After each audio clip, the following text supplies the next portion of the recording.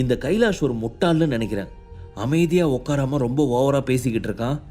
இதுக்கு என்ன வாங்கி கட்டிக்க போறான்னு தெரியல. நினைச்சாலே பாவமா இருக்குது என்று கோவிந்தும் கரணும் தங்களுக்குள் முணுமுணுத்தனர். அண்ணா என்னாச்சு? உங்ககிட்ட தானே பேசிக்கிட்டு இருக்கனா என்று அவர்கள் இருவரையும் கைலாஷ் விடாது தொந்தரவு செய்து கொண்டே இருக்க, கைலாஷ் கிருஷ்ணா என்று ஒரு கோப குரல் கணீர் என ஒலித்தது. சத்தம் வந்த பக்கம் திரும்பி பார்த்தான் கைலாஷ். அவனது முதுகு வியர்வையால் நனைந்து சட்டை அனைத்தும் ஈரமாக ஆரம்பித்தது. சுந்தர் கிருஷ்ணா கைத்தடியுடன் மெதுவாக 2 பேரின் உதவியுடன் அந்த ஹாலுக்குள் வந்தார். கூடவே விக்ரமும் வர அவனை பார்த்த அங்கிருந்த எல்லோருக்கும் பயங்கர அதிர்ச்சியாகவும் குழப்பமாகவும் இருந்தது. சுந்தர் கிருஷ்ணா உள்ளே வந்ததும் தலைவன் சேரின் அருகே சென்று அதில் உட்காராமல் பக்கத்தில் போடப்பட்டிருந்த ஒரு சாதாரண சேரில் உட்கார்ந்தார். அங்கே இருந்தவர்கள் எல்லோரும் குழப்பத்துடன் அவரை பார்த்து கொண்டிருக்க, விக்ரம் இங்க வந்து உட்காருவா என்று தலைவர் சேரை காட்டி விக்ரமை அழைத்தார் சுந்தர் கிருஷ்ணா. விக்ரமும் கொஞ்சமும் யோசனை இல்லாமல் நேராக வந்து தலைவரின் சீட்டில் உட்கார்ந்தான். எவ்வளவு தைரியம் இருந்தா அந்த சீட்ல நீ உட்காருவ? அந்த சீட்டோட ஹீட் என்னன்னு தெரியுமா உனக்கு என்று கைலாஷ் கோபமாக கத்த, டேய் நான் தானே விக்ரம் உட்கார சொன்னேன் என்று சுந்தர் கேட்க, நீங்க சொன்னா ஒரு மரியாதைக்காவது வேண்டான்னு சொல்லணும்ல, ஏதோ அவனுக்கே எழுதி வச்ச மாதிரி நேரா போய் உட்கார்ந்துருக்கான் என்று கோபமாக சொன்னான் கைலாஷ். அதை கேட்டதும் சுந்தர் கிருஷ்ணா கோபமாக அவனை பார்த்து, இதுக்கு மேல ஒரு வார்த்தை பேசுறதுக்கு வாயிருக்காது என்று கத்தினார். அந்த வார்த்தையால் அங்கிருந்த மொத்த கூட்டமும் அமைதியானது. கைலாஷும் எந்த பதிலும் பேசாமல் அமைதியாக தலைகுனிந்து நின்று கொண்டான். அப்போது சுந்தர் கிருஷ்ணா திரும்பி கரணையும் கோவிந்தையும் பார்த்து, நீங்க 2 பேரும் எவ்வளவு பெரிய தப்பு பண்ணிருக்கீங்கன்னு உங்களுக்கு நல்லாவே தெரியும். அதுக்காக நான் உங்களுக்கு கொடுக்க போற தண்டனை விக்ரம் முன்னாடி மண்டி போட்டு மன்னிப்பு கேட்கணும் என்று சொன்னார். அவர் சொன்ன அடுத்த நொடியே 2 பேரும் நேராக விக்ரமின் முன்னால் வந்து மண்டிக்கிட்டு, நாங்க பண்ணது தப்புதான் மிஸ்டர் விக்ரம், தயவு செஞ்சு எங்களை மன்னிச்சிடுங்க என்று கெஞ்சும் தொனியில் சொன்னார்கள். அங்கே நடப்பதையெல்லாம் பார்த்து உண்மையிலேயே எல்லோருக்கும் பயங்கர அதிர்ச்சியாக இருந்தது. யாராலும் அங்கே நடப்பதை புரிந்து கொள்ள முடியவில்லை. அதே சமயத்தில் சுந்தர் கிருஷ்ணாவிடம் அதை பற்றி கேள்வி எழுப்பவும் யாருக்கும் தைரியம் வரவில்லை. அப்போது கூட்டத்தில் இருந்த ஒரு பெரியவர், சோமேஸ்வரன் இல்லாததால தான் இதெல்லாம் நடக்குது, அவன் மட்டும் இங்க இருந்திருந்தா நடக்கிறதே வேற, எங்க போயிட்டாவன் என்று மனதிற்குள் சொல்லிக் கொண்டார். ஆனால் சோமேஸ்வரனுக்கு மிகவும் நெருக்கமாக இருந்த சபரீஷ்குமார் நடப்பதையெல்லாம் பார்த்து தைரியமாக முன்னால் வந்து, என்ன நடக்குது இங்க? நீங்க பண்றது மட்டும் சோமேஸ்வரன் சாருக்கு தெரிஞ்சா என்ன நடக்கும் தெரியுமா? முதல்ல அவன் முன்னாடி இருந்து எந்திரிங்க என்று கரணையும் கோவிந்தையும் பார்த்து கத்தியவன் திரும்பி சுந்தர் கிருஷ்ணாவை பார்த்து பேசினான். ஐயா பெரியவரே, நீங்க கிருஷ்ணா ஃபேமிலியோட தலைவனா இருந்தாலும் களத்துல இறங்கி வேலை செய்யறது எல்லாம் எங்க சோமேஸ்வரன் சார் தான். இங்க அவர் வச்சதுதான் சட்டம். இத்தனை நாளா நீங்க வீட்டுக்குள்ளேயே முடங்கி கிடந்தீங்களே, இப்ப என்ன திடீர்னு இவ்வளவு தைரியம்? என்ன நடக்குதுங்க என்று கோபமாக கேட்டான் சபரீஷ்குமார். சுந்தர் கிருஷ்ணா அவனை மேலும் கீழும் பார்த்துவிட்டு, நீ எங்க குடும்பத்தை சேர்ந்தவன் இல்லையே, எங்கிருந்து வந்திருக்க என்று கேட்க, எங்கிருந்து வந்தா என்ன, சோமேஸ்வரன் சாருக்கு எல்லாமே நான் தான். அவர் இல்லாத சமயத்துல இந்த மொத்த ஃபேமிலியும் என்னோட கண்ட்ரோல்ல தான் வச்சிருக்க சொல்லியிருக்காரு என்று சொன்னவன் மீண்டும் கரண் கோவிந்த் பக்கம் திரும்பி, என்ன இன்னமும் மண்டி போட்டுட்டு இருக்கீங்க? நீங்க இப்படி எல்லாம் பண்றத பார்த்தா உங்க அண்ணன் சும்மா இருப்பாரா? முதல்ல எந்திரிங்க என்று சொல்லி அவர்களை தூக்கி விட்டான். அப்போது எதிரில் உட்கார்ந்திருந்த விக்ரமை பார்த்து, டேய் யாரா நீ? வந்த உடனே தலைவர் சீட்ல உட்காந்துக்கிட்டு ரொம்ப சீனை போட்டுட்டு இருக்க, அடி வாங்கி சாகிறதுக்கு முன்னாடி எழுந்து ஓடி போயிடு என்று விக்ரமின் சட்டையை பிடித்து இழுத்து தள்ளினார். விக்ரம் சில அடிகள் நகர்ந்து சென்று தடுமாறி நின்றவன் சட்டையை சரி செய்துவிட்டு சுந்தர் கிருஷ்ணாவை பார்த்தான். உடனே அவர் சபரீஷ்குமாரை பார்த்து, டேய் தம்பி, எங்க ஃபேமிலி மீட்டிங்ல இந்த அளவுக்கு தைரியமா பேசுறது உனக்கு யாரு அதிகாரம் கொடுத்தாங்க என்று கேட்க, அதான் சொன்னனே சோமேஸ்வரன் சார் தான் என்று அவன் திமிராக சொல்ல, இப்ப அவன் உயிரோடு இல்ல, அவனை கொன்னது வேற யாரும் இல்ல, இப்ப சட்டையை பிடிச்சு இழுத்து கீழே தள்ளினியே அந்த விக்ரம் தான் என்று சுந்தர் கிருஷ்ணா சொல்ல, அங்கிருந்த மொத்த கூட்டமும் அதிர்ச்சியில் உறைந்து நின்றது. என்ன சோமேஸ்வரன் செத்துட்டாரா?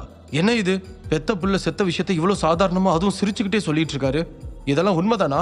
அதனாலதான் கரணும் கோவிந்தும் கொஞ்சம் கூட யோசிக்காம விக்ரமோட காலில் விழுந்தாங்களா என்று ஒருவன் அதிர்ச்சியில் சொல்ல, மற்ற ஆட்கள் எல்லோரும் தங்களுக்குள் கிசுகிசுத்துக் கொண்டார்கள். உடனே சுந்தர் கிருஷ்ணா கையை நீட்டி எல்லோரையும் அமைதியாக இருக்கும்படி சொல்லிவிட்டு, யாருக்கும் எந்த குழப்பமும் வேண்டாம், நானே எல்லாத்தையும் சொல்றேன். சோமேஸ்வரன் இப்ப உயிரோட இல்ல. அந்த மாதிரி ஒரு கெட்டவனையும் நாட்டுக்கு கெடுதல் செய்யணும்னு நினைச்ச துரோகியையும் பெத்ததுக்கு ஒரு அப்பனா உண்மையிலேயே நான் வருத்தப்படுறேன். அவன் செத்தது உண்மையிலேயே எனக்கு சந்தோஷம்தான் என்று சொன்னார். அதை கேட்டு எல்லோருமே அதிர்ச்சியில் ஏதும் பேசாமல் உறைந்து நின்றிருந்தார்கள். அதை பார்த்த சுந்தர் சிரித்து கொண்டே, என்ன சோமேஸ்வரன் செத்துட்டான்னு சொன்னதுமே எல்லாரோட முகத்திலையும் அவ்வளவு சோகம் தெரியுது. அப்ப இங்க இருக்கிற நிறைய பேரு அவங்க கூட தப்பான வழியில துணை போய் நிறைய வேலையை பண்ணிருக்கீங்க அப்படித்தானே என்று சொல்லி ஒரு பெருமூச்சு விட்டவர், இங்க நான் எல்லாரையும் எதுக்கு வர சொன்னேன் தெரியுமா என்று சொன்னவர் தன்னுடைய இடுப்பில் இருந்த ஒரு துப்பாக்கியை எடுத்து விக்ரமிடம் வீசினார். அதை பார்த்ததும் கூட்டத்தில் இருந்த ஒருவன், தாத்தா சோமேஸ்வரன் அங்கிள் சத்ததுல எனக்கு உண்மையிலே எந்த கவலையும் இல்லை. அவர் பண்ற வேலையெல்லாம் ஆரம்பத்துல இருந்தே எனக்கு பிடிக்காது. நீங்க சொன்னது உண்மையிலே ஒரு சந்தோஷமான விஷயம் என்று உயிருக்கு பயந்து சுந்தரின் முன்னால் வந்து கதறினான். உடனே சுந்தர் சிரித்து கொண்டே, இததான் எதிர்பார்த்தேன். சோமேஸ்வரனுக்கு துணை போனவங்களுக்கெல்லாம் என்ன நடக்கும் தெரியுமா என்று சொல்லி விக்ரமை பார்க்க அவன் துப்பாக்கியை லோட் செய்து சபரிஷ்குமாரை நோக்கி நீட்டினான். சார், நான் ஏதோ உணர்ச்சி வசப்பட்டு பேசிட்டேன் சார். உண்மையிலே எனக்கும் சோமேஸ்வரனுக்கு எந்த சம்மந்தமும் இல்லை என்று சொல்லி முடிக்கும் முன்பே அவனுடைய நெற்றி பொட்டிலேயே சுட்டான் விக்ரம். அதை பார்த்து மொத்த கூட்டமும் பயத்தில் அலறியது. அதுவரைக்கும் சுந்தரி மீது இருந்த பயம் இப்போது அப்படியே மொத்தமாக விக்ரமின் பக்கம் சாய்ந்தது. விக்ரம் எல்லோரையும் குரூரமாக பார்த்து சிரித்துவிட்டு திமிராக சென்று தலைவரின் சேரில் உட்கார்ந்தான். யாரும் பயப்பட வேண்டாம். நீங்க நான் உங்க யாரையும் கொல்ல போறதில்ல. இது உங்களுக்கு ஒரு வார்னிங் தான். இதுக்கு மேலேயும் சோமேஸ்வரன் விட்டதை ஆரம்பிக்கலான்னு யாராவது தப்பான வழியில பேசுனீங்க, உங்களோட பணம் கூட வீட்டுக்கு வராதுன்னு சொல்றதுக்கு தான் இந்த மீட்டிங் என்று விக்ரம் கோபமான துணியில் சொன்னான். அதை கேட்டு எல்லோரும் நடுங்கியபடி அமைதியாக நின்று கொண்டிருந்தார்கள். அப்போது சுந்தர் கிருஷ்ணா மீண்டும் கூட்டத்தை பார்த்து, அதுக்காக மட்டும் நான் உங்களை இங்க வர சொல்லல. இந்த இடத்துல வச்சு கிருஷ்ணா ஃபேமிலியோட அடுத்த தலைவன் யாருங்கிறத சொல்றதுக்காகவும் தான் நான் எல்லாரையும் வர வச்சேன். நடந்ததை எல்லாம் பார்க்கும்போது உங்களுக்கே தெரிஞ்சிருக்கும் அடுத்தது யார் தலைவர்னு. இனிமே நான் நிம்மதியா கால் மேல கால் போட்டு உட்காந்து வீட்டுல ரெஸ்ட் எடுக்க போறேன். இந்த தலைவர் பதவியால நான் பட்ட மன உளைச்சல் எல்லாம் போதும். இதுக்கு மேல அதை எல்லாத்தையும் விக்ரம் தாங்கிக்கட்டும் என்று கேஷுவலாக சொன்னார். கூட்டத்தில் இருந்த யாருக்குமே அந்த விஷயம் கொஞ்சம் கூட பிடிக்கவில்லை. உண்மையை சொல்லப்போனால் கிருஷ்ணா ஃபேமிலியில் பலர் தங்களுக்கு நிறைய பணம் பதவி கிடைக்க வேண்டும் என்ற பேராசையாலும் தாங்கள் கூடிய சீக்கிரத்தில் பிரபலமாகிவிட வேண்டும் என்ற ஒரு அற்பாசையினாலும் சோமேஸ்வரனை சார்ந்து இருந்தனர். ஆனால் இன்று அது அனைத்துமே சுக்குநூறாக ஒரு நொடியில் வீணாகி போய்விட்டதை நினைத்து அவர்களது மனம் வெதும்பி தவித்தது. எப்படி இந்த சூழலை சரி செய்வது என்று அவர்கள் யோசிக்கும் முன்னே அவர்களது மனதிற்குள் இடி விழுந்ததை போன்று விக்ரம் தான் குடும்பத்தின் தலைவன் என்ற ஒரு செய்தியும் வந்து இறங்க அவர்களால் அந்த சூழ்நிலையை கடந்து போகவே முடியவில்லை. அப்போது கூட்டத்தில் இருந்த ஒரு பெரியவர் மட்டும் தைரியமாக முன்னால் வந்து சுந்தர் கிருஷ்ணாவை பார்த்து, நீங்க எடுத்திருக்கிறது ரொம்ப தப்பான முடிவுன்னு நினைக்கிறோம். என்னதான் முடிவெடுக்கிற அதிகாரம் உங்ககிட்ட இருந்தாலும் கிருஷ்ணா குடும்பத்து ஆளுங்க கிட்ட கொஞ்சம் கூட கலந்து பேசாம நீங்களே ஒரு முடிவு எடுத்தது ரொம்ப தப்பு. அதுவும் இல்லாம நம்ம குடும்பத்துக்கு தலைவனா இன்னொருத்தனை செலக்ட் பண்றது இன்னும் ரொம்ப ரொம்ப தப்பு. கண்டிப்பா இதை நீங்க மறுபரிசீலனை பண்ணணும்னு நான் நினைக்கிறேன் என்று சொன்னார். உடனே அருகில் இருந்த இன்னொருவரும் எழுந்து, ஆமா, எங்களுக்கும் விக்ரம் தலைவராகிறதுல விருப்பம் இல்ல. நீங்க இல்லனா அடுத்து கரண் இல்லனா கோவிந்த தானே தலைவராக கொண்டு வரணும் என்று சொன்னார். நான் உங்க யாருக்கிட்டையும் ஒப்பீனியன் கேட்க இங்க வரல. விக்ரம் தான் நம்ம குடும்பத்தோட அடுத்த தலைவர்னு உங்ககிட்ட சொல்றேன். இதுல எந்த மாற்றமும் கிடையாது. விக்ரம் கிட்ட நம்ம குடும்பத்தை வழிநடத்தி கொண்டு போறதுக்கான எல்லா தகுதியும் இருக்கு என்று சுந்தர் கிருஷ்ணா சொன்னார். ஆனா இப்படி ஒருதலை பட்சமா நீங்களே முடிவு இருக்கிறதுல எந்த நியாயமும் இல்லை. வேணும்னா ஒன்று பண்ணலாம். நம்ம குடும்பத்தில் அடுத்த தலைவர் யாருன்னு மெஜாரிட்டி வைஸ் முடிவு பண்ணிக்கலாம். உங்கள் சார்பாக நீங்கள் விக்ரம் செலக்ட் பண்ணியிருக்கீங்க. எங்கள் சார்பாக நாங்கள் ஒருத்தரை செலக்ட் பண்ணுறோம். இதில் யாருக்கு ஓட்டு அதிகமாக விழுதோ அவங்களே அடுத்த தலைவராக இருக்கட்டும் என்று அந்த பெரியவர் சொன்னார். உடனே அருகில் நின்றிருந்த அஜய் கிருஷ்ணா, இது எப்படி ஒர்க் அவுட் ஆகும்? கிருஷ்ணா ஃபேமிலியில் இருக்க எல்லாருமே நம்ம ஆளுங்களுக்கு தான் ஓட் பண்ணுவாங்க.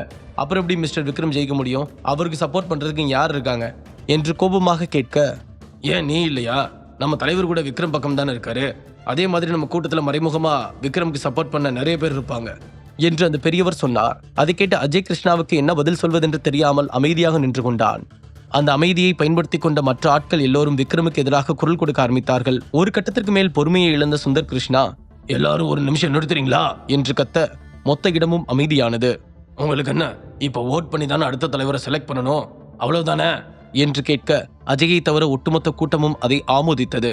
உடனே சுந்தர் கிருஷ்ணா திரும்பி விக்ரமை பார்த்து, விக்ரம், இதை பத்தி நீ என்ன நினைக்கிற என்று சொல்ல, தாத்தா உங்களோட முடிவு எதுவா இருந்தாலும் அதுக்கு நான் கட்டுப்படுறேன் என்று மென்மையான புன்னகையுடன் சொன்னான். அதை கேட்டு சுந்தர் மீண்டும் கிருஷ்ணா குடும்பத்தை பார்த்து, சரி, உங்க சார்பா யாரை நிக்க வைக்கலான் இருக்கீங்க என்று கேட்க எல்லோரும் ஒரு முறை கலந்து பேசிவிட்டு, நாங்க கோவிந்த தான் நிறுத்தலான் இருக்கோம் என்று ஒரு பெரியவர் சொன்னார். அப்போது மீண்டும் சுந்தர் திரும்பி விக்ரமை பார்க்க விக்ரம் தன்னுடைய சேரில் இருந்து எழுந்து, கோவிந்த நீங்க எனக்கு போட்டியா செலக்ட் பண்றதுல எனக்கு எந்த பிரச்சனையும் இல்லை. ஆனா அதுக்கு முன்னாடி முடிக்க வேண்டிய ஒரு வேலை இருக்கு என்று சொன்னவன் அங்கே நின்றிருந்த அஜயை தன் பக்கம் அழைத்தான். அஜய் அமைதியாக அருகில் வந்து நிற்க விக்ரம் அவனை பார்த்து, உன்னோட அப்பா அம்மாவை கண்டுபிடிச்சு கொடுக்கறதா நான் வாக்கு கொடுத்திருந்தேன். ஒருவேளை அது முடியலனாலும் அவங்களுக்கு என்ன ஆச்சுன்னு கண்டுபிடிச்சு அதுக்கு காரணமானவங்களை உன் கண்ணு முன்னாடி கொண்டு வந்து நிறுத்துறேன்னு வாக்கு கொடுத்திருந்தேன் என்று சொன்னான். அஜய்க்கு விக்ரம் என்ன சொல்ல வருகிறான் என்று புரியவே இல்லை. குழப்பமாக அவனையே பார்த்தபடி நின்றிருந்தான். அஜய், நான் இப்ப சொல்ல போற விஷயம் உனக்கு ஷாக்கா இருக்கலாம், ஆனா அதுதான் உண்மை. இப்போ உன்னோட அப்பா அம்மா உயிரோடு இல்லை. அவங்கள கொன்னது வேற யாரும் இல்லை, சோமேஸ்வரன் தான் என்று சொன்னான். அதை கேட்டு அஜய் கிருஷ்ணாவுக்கு தூக்கி வாரி போட்டது. என்ன சொல்றீங்க? என்னால் இதை நம்ப முடியல. விக்ரம் நல்லா விசாரிச்சிங்களா? நிஜமாவே என் அப்பா அம்மா செத்துட்டாங்களா என்று கண்கள் கலங்க அதிர்ச்சியோடு கேட்டான். அதை அக்செப்ட் பண்ணிக்க உனக்கு கொஞ்சம் கஷ்டமாக தான் இருக்கும், ஆனால் அதுதான் உண்மை அஜய். உன் அப்பா அம்மாவை கொன்ன சோமேஸ்வரனை உன் கண்ணு முன்னாடி கொண்டு வந்து நிறுத்திருக்கணும், ஆனால் அவர் இப்போ உயிரோடு இல்லை. ஆனால் உனக்கு ஆறுதலான இன்னொரு விஷயத்தை நான் பண்ண போகிறேன். சோமேஸ்வரனுக்கு சப்போர்ட்டாக இருந்து உன் அப்பா அம்மா சாவுக்கு காரணமான இன்னும் 2 பேர் இருக்காங்க. அவங்கள இப்போவே உன் கண்ணு முன்னாடி நிறுத்துறேன். அவங்கள நீ என்ன வேணாலும் பண்ணலாம் என்று சொல்லி கரணையும் கோவிந்தையும் பார்த்தான் விக்ரம். அதை கேட்டதும் இருவருக்கும் அள்ளு விட்டது. பயத்தில் நகரக்கூட முடியாமல் அப்படியே சிலை போல நின்றிருந்தார்கள். விக்ரமின் பார்வையை வைத்து புரிந்து கொண்ட அஜய் மெதுவாக திரும்பி அவர்கள் இருவரையும் பார்த்தான். இத்தனை நாட்களாக தன்னுடைய அப்பா அம்மாவை பார்க்க முடியவில்லை என்றாலும் அவர்கள் உலகத்தில் ஏதோ ஒரு மூலையில் உயிரோடு இருப்பார்கள் என்று நம்பிக்கொண்டிருந்தான்.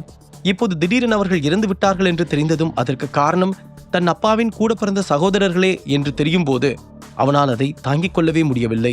கண்கள் சிவக்க கோபத்தில் முஷ்டியை இறுக்கியபடி அவர்களையே பார்த்து கொண்டிருந்தான். அந்த சமயத்தில் அவர்கள் இருவரையும் அதே இடத்தில் துடிதுடிக்க கொள்ள வேண்டும் போல் இருந்தது. அவனுடைய எண்ணத்தை புரிந்து கொண்ட விக்ரம் டக்கன தன்னிடமிருந்த துப்பாக்கியை அஜயை நோக்கி வீச, இவங்க 2 பேரோட உசுறு இப்போ உனக்கு சொந்தம் அஜய். நீ இவங்களை என்ன வேணாலும் பண்ணலாம். அதை கேள்வி கேட்க இங்க எவனுக்கும் உரிமை கிடையாது. அப்படி யாராவது வந்தா அவங்களுக்கும் இதே நிலைமை தான் என்று சொன்ன விக்ரம் திரும்பி கூட்டத்தை ஒருமுறை பார்க்க அங்கிருந்தவர்கள் எல்லோரும் பயத்தில் சில அடிகள் பின்னால் நகர்ந்து நின்று கொண்டார்கள். அஜய் கோபத்தில் சிவந்த கண்களை துடைத்துக் கொண்டு துப்பாக்கியை மெதுவாக கரண் கோவிந்தின் பக்கம் உயர்த்தினான். அதை பார்த்து இருவருக்கும் இதயமே நின்றுவிடும் போல இருந்தது. என்ன செய்வதென்று அறியாமல் அப்படியே திகைத்து போய் நின்றிருந்தார்கள். முழு கதையையும் கேட்டு மகிழ பாக்கெட் FM ஆப்பை டவுன்லோட் செய்யுங்கள். லிங்க் டிஸ்கிரிப்ஷனில் கொடுக்கப்பட்டுள்ளது.